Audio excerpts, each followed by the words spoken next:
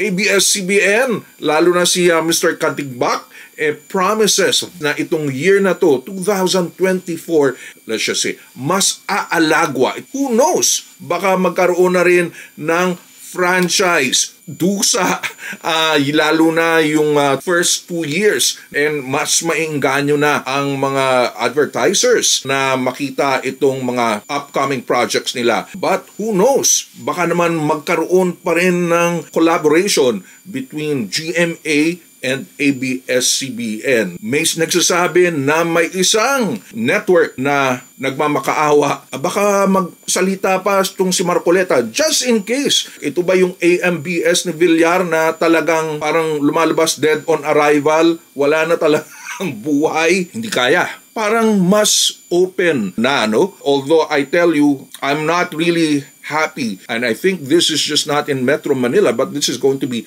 nationwide. Lalo na that there is that huge drift, away na uniteam daw. More than that, natatawa rin ako sa mga political vloggers natin na dating maka-Marcos, Duterte. Really? Hindi nyo nakita ito? Huhupa na ba ang mga gaya nila Marcoleta, nila Defensor, nila Kalida, nila Boying Remulla, dahil napakalakas talaga ng ABS-CBN. Paano kaya kung balik ng franchise? Network war uli ba?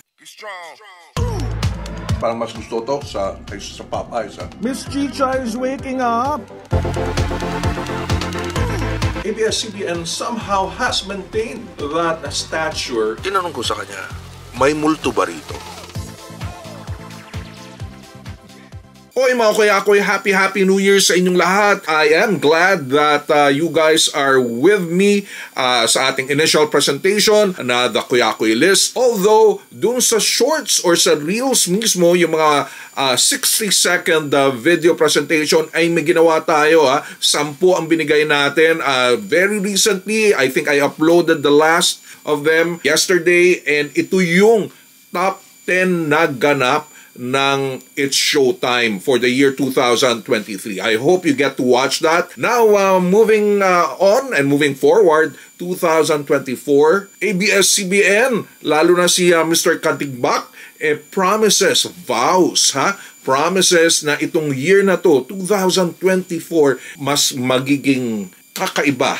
Let's just say, mas aalagwa. Ito na yata yung pinaka kung saan magiging, hopefully, pinaka-successful financially. Who knows? Baka magkaroon na rin ng franchise. I don't know. Wala naman siyang binabanggit na tuluyan regarding the franchise deal.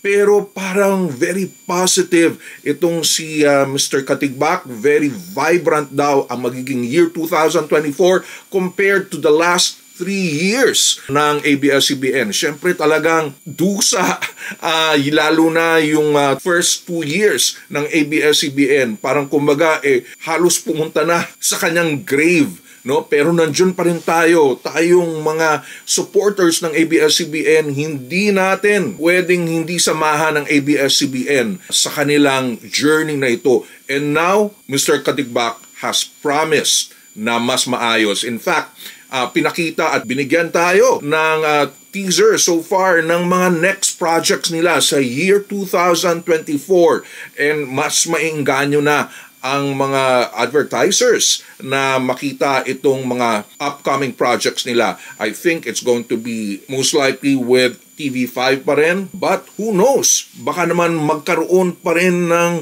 iba pang mga collaboration between GMA and ABS-CBN. Very early pa rin. Ano nga ba? The burning question right now. At marami na ang mga vloggers na parang nagkukuro-kuro. Magkakaroon na ba ng franchise ang ABS-CBN? May nagsasabi na may isang network na nagmamakaawa, gumagawa ng feelers sa ABS-CBN na kung pwede mag-merge sila. Di ba nangyari yun sa TV5 na tinutulan ni Marcoleta?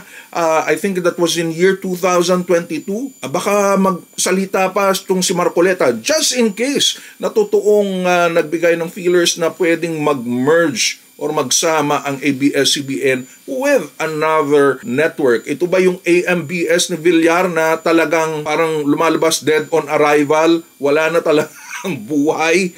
It's an asset that doesn't give anything to the Villars. And I would not be surprised na sila mismo ay magsabi na, hey, enough na yung pagbibigay ng financial support. Hindi kaya. Or will it be with TV5 again? We don't know. Alright, politically, parang mas open na, no? Although I tell you, I'm not really happy na isang Romualdez ay pumasok at nag-invest, kumasosyo sa DZMM, yung dating DZMM.